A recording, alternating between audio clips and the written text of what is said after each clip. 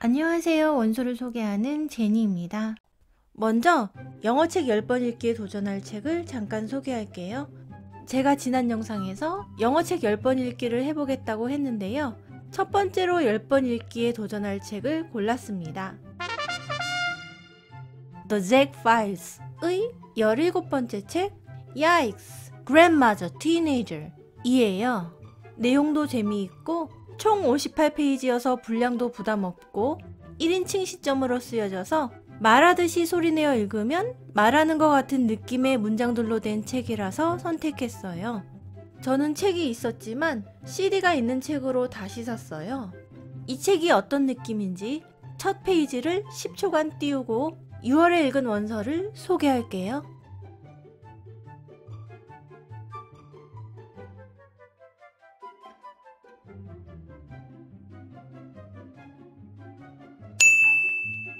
제가 2002년 6월에 읽은 책들이에요. 소개 시작할게요. Check it out.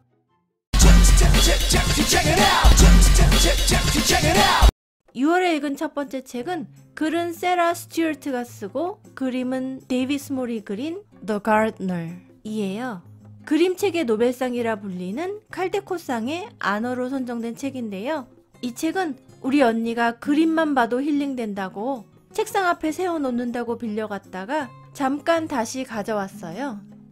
엄마, 아빠, 할머니와 함께 시골에서 살면서 정원 가꾸기를 좋아하는 리디아는 집안 형편 때문에 잠시 도시에 사는 삼촌 댁에 가 있게 돼요.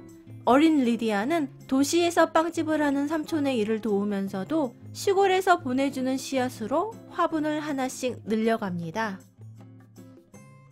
두 번째는 매우 철학적인 그림책 댄 센타트의 After the Fall 이에요.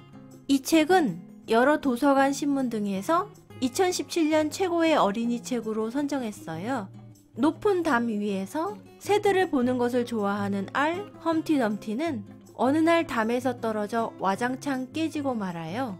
그 후 외상은 어느 정도 치료되었지만 험티덤티는 한 번 떨어졌던 기억으로 트라우마가 남아 다시는 높은 곳에 올라가지 못하게 됩니다. 다음으로 읽은 책은 마저리 와이먼 셔먼의 Nate the Great 이에요. 네이트는 꼬마 탐정인데요. 어느 날 친구로부터 강아지 그림을 잃어버렸다는 연락을 받아요.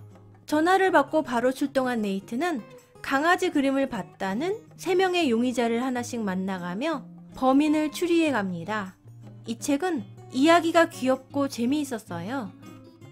다음은 세라 헤이우드의 The Cactus 예요. 리즈 위더스푼의 북클럽에서 최고의 소설로 선정해서 화제가 되었던 책인데 리즈 위더스푼 주연의 영화로도 만들어질 예정이라고 해요.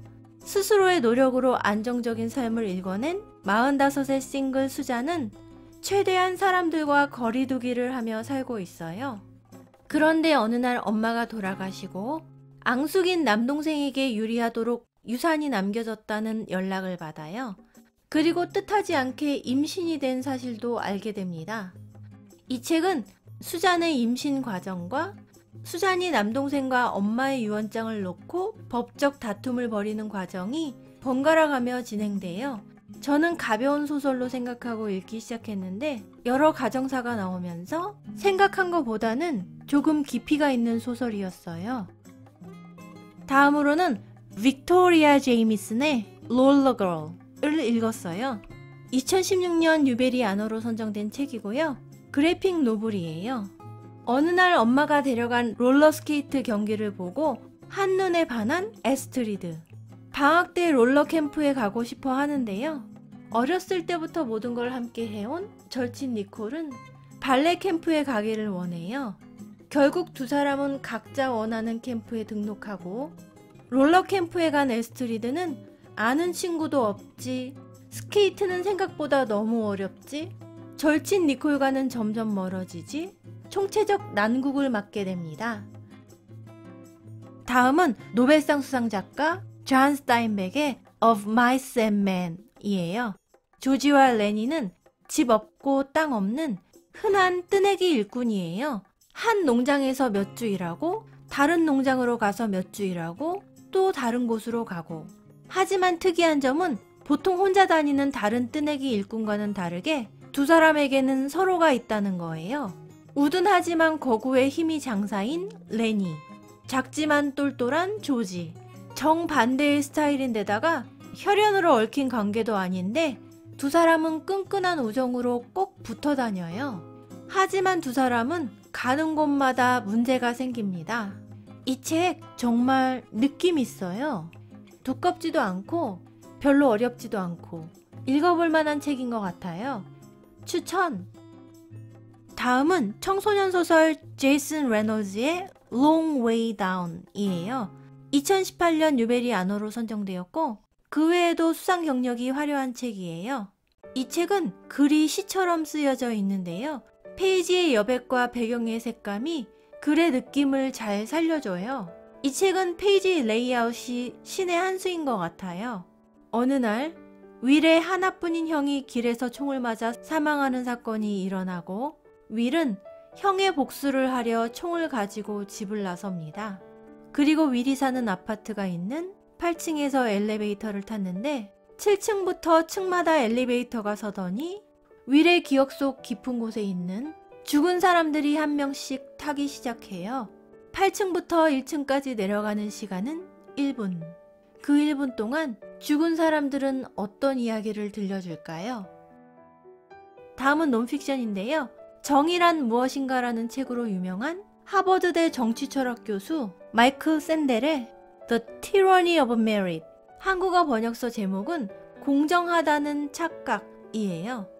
지난 40년간 미국은 인종, 성별, 출신 계층에 상관없이 실력만 있으면 누구든지 얼마든지 성공할 수 있는 사회를 강조해 왔어요. 그리고 사람들은 개인의 능력으로 평가하는 능력주의 사회가 공정한 사회라고 여겨왔어요. 그런데 능력으로 평가받는 것이 과연 공정할까요? 저자는 능력주의의 근본적 허점이 무엇인지, 지난 40년간 능력주의가 사회에 어떠한 악영향을 미쳤는지 이 책을 통해 이야기하고 있어요. 저는 관심 있는 주제라서 재미있게 읽었어요. 아동 청소년 소설이에요. 케일라 카러의 One Speck of Truth. 엄마와 둘이 살고 있는 알마는 돌아가신 아빠에 대해서 궁금한 게 많은데 엄마는 아무 이야기도 해주지 않아요. 4살 때부터 12살인 지금까지 이리저리 방법을 바꿔가며 물어도 엄마는 쭉 묵묵부답이에요. 그래서 알마는 아빠의 무덤을 찾아가 아빠에게 직접 묻기로 결심하고 아빠가 가까운 곳에 묻혔다는 말을 근거로 집에서 가장 가까운 공동묘지부터 뒤지기 시작합니다. 마지막으로 읽은 책은 애플 TV에서 드라마로 제작 중이라고 해요. 보니 가머스의 Lessons in Chemistry예요. 올해 2022년에 출판된 책인데요. 영국의 16개 출판사가 서로 출판하겠다고 경쟁이 붙어 결국 한화로 25억이라는 사상 최고의 계약금을 받고 출판된 책이라고 해요. 이 책은 여성은 과학자로 받아들여지기 어려웠던 1950년대, 60년대에 화학자로 인정받고 자신의 연구를 계속해 나가려 고군분투하는 엘리자베스의 이야기예요. 주인공이 화학에 푹 빠져서 요리도 사랑도 일도 화학으로 설명하는 모습이 재미있어요. 곳곳에 차별과 편견과 무시가 있어서 책을 읽으면서 속이 터질 것 같은 때도 많았지만 유머가 많이 섞여 있어서 자주 웃기도 하면서 읽었어요. 이 책도 추천! 지금까지 2002년 6월에 읽은 책들의 소개였습니다. 즐거운 하루 보내시고 다음 편에서 만나요. Check it out.